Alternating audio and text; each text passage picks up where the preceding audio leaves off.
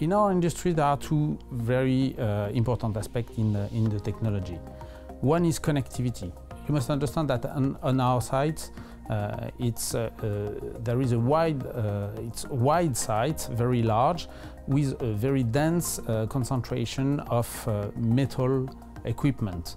And we know that connectivity and wireless connectivity is very bad in a metal environment. So far we are testing several technology, more than 7 different technology, alone or combined, to find the best one that fit for different use cases.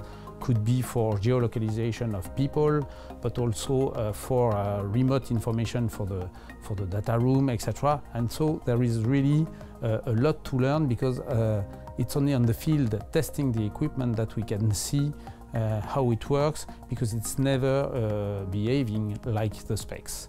The second aspect is our plants are full of hydrocarbon, for sure, so it's an explosive environment, and so we are under strong regulation, strong constraint about all equipment, electronic equipment we bring into the sites.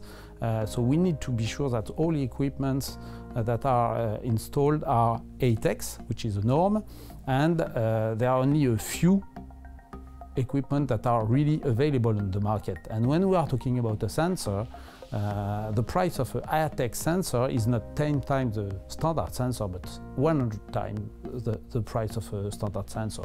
So it's clear that we need to co-develop this kind of sensors with the vendors or with startups that we help building sensor for us.